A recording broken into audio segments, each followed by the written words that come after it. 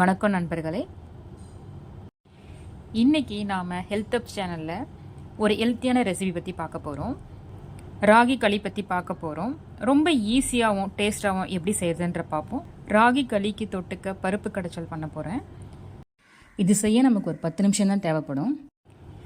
ராகி களிக்கு வேர்க்கடலை சட்னி, காளாங்குழம்பு, மட்டன் குழம்பு, கருவாடு குழம்பு, ராகி களிக்கு இந்த சைட் டிஷ் எல்லாமே சூட் ஆகும். வாங்க வீடியோக்குள்ளே போகலாம். ராகி மாவு ஒரு கப் எடுத்திருக்கேன்.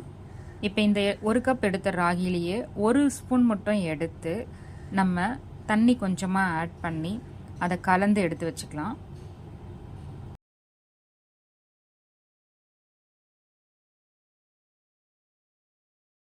இப்போ நம்ம பருப்பை வேக வைக்கிறதுக்கு தேவையான பொருளை பற்றி பார்ப்போம்.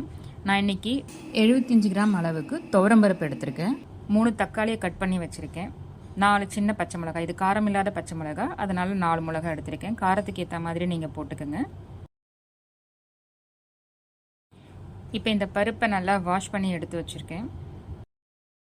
பருப்பை குக்கரில் ஆட் பண்ணிவிட்டு பெருங்காயம் போட்டுக்கலாம்.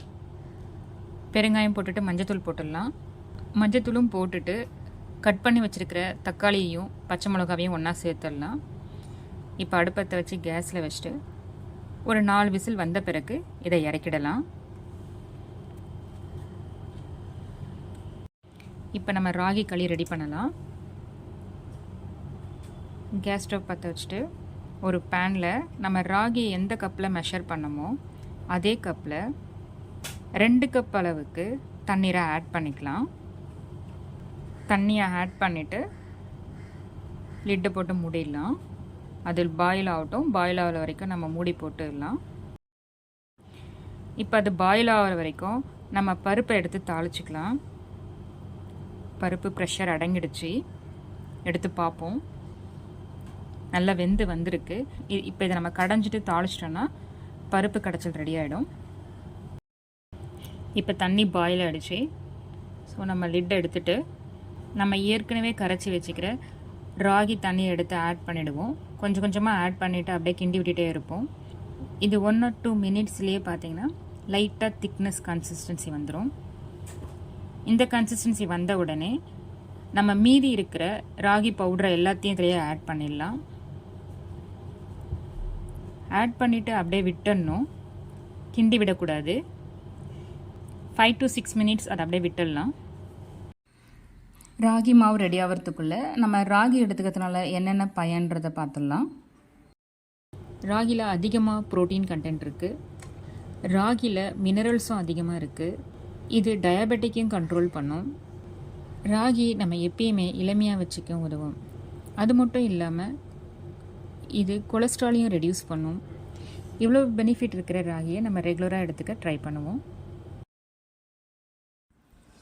வெறும் ராகி மாவு மட்டும் இல்லாமல் சாதம் இருந்தால் கொஞ்சம் நல்லாயிருக்கும் சாப்பிட்றதுக்கு டேஸ்ட்டாக அப்படின்னு நினைக்கிறவங்க ஃபஸ்ட்டு நம்ம சாதத்தை ப்ரிப்பேர் பண்ணிவிட்டு இதே மெத்தடை ஃபாலோ பண்ணிக்கலாம். கட்டி முட்டி இல்லாமல் வரும்.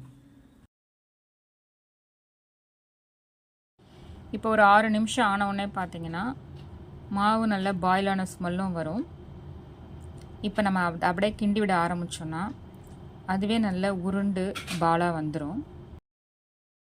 இது கட்டி முட்டிலாம் ஆகாது. இப்போ ரைஸ் போட்டிங்க அப்படின்னா இப்போ இது செய்யும் போதே சில பேர் வந்து பச்சரிசி ஆட் பண்ணிக்கலாம், இல்லை சாப்பாடு அரிசியாக ஆட் பண்ணிக்கலாம், நொய் அரிசி ஆட் பண்ணிப்பாங்க. ஆனால் இப்போ நம்ம டயபெட்டிக் பேஷண்ட்டோ இது மாதிரி ஏதாவது ஒரு பர்டிகுலர் ரீசனுக்காக நம்ம எடுத்துக்கும் போது அந்த ரைஸை அவாய்ட் பண்ணுறது ஃபார் பெட்டர். அதனால் நம்ம எந்த இது பார்த்திங்கன்னா நம்ம ரைஸே இல்லாமல் தான் நம்ம ட்ரை பண்ணியிருக்கோம். அதே சமயத்தில் ரொம்ப ஈஸியாகவும் நல்ல டேஸ்ட்டாகவும் இருக்கும். இப்போ இதுவே நல்லா உருண்டு வந்துடுச்சு. இதை நம்ம தண்ணி தொட்டு கொஞ்சம் உருண்டை ஆக்கிக்கலாம். இப்போ நமக்கு சத்தான ராகி களி சாஃப்டாக ரெடி ஆயிடுச்சு. இப்போ நம்ம பருப்பை கடைஞ்சிக்கலாம். மத்து போட்டு நல்லா கடைஞ்சி எடுத்துக்கலாம். பருப்பு கடைச்சல தாளிச்சிடலாம். கடாயில் 2 ஸ்பூன் எண்ணெய் ஆட் பண்ணிவிட்டு கடுகு, உளுத்தம்பருப்பு, காஞ்ச மிளகாய் போட்டு தாளித்து எடுத்துக்கலாம். கூடவே கொஞ்சம் கருவேப்பிலையும் கொத்தமல்லியும் சேர்த்துக்கலாம். இப்போ சுவையான பருப்பு கடைச்சல் ரெடி ஆகிடுச்சு.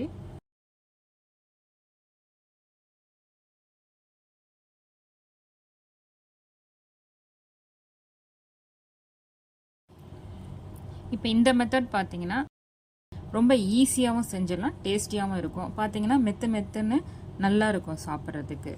இந்த சைட் டிஷ் பருப்பு கடைச்சல் ரொம்பவே டேஸ்டியாக இருக்கும். ட்ரை பண்ணி பாருங்கள். உங்களுக்கு இந்த பதிவு பிடிச்சிருந்தா லைக் பண்ணுங்கள். மற்றவங்களுக்கு சொல்லணும்னு நினச்சிங்கன்னா ஷேர் பண்ணுங்கள். கண்டினியூஸாக இதை மாதிரி நல்ல விஷயங்களை பார்க்கணுன்னு நினச்சிங்கன்னா சப்ஸ்கிரைப் பண்ணுங்கள். மீண்டும் ஒரு நல்ல பதிவில் சந்திப்போம். நன்றி, வணக்கம்.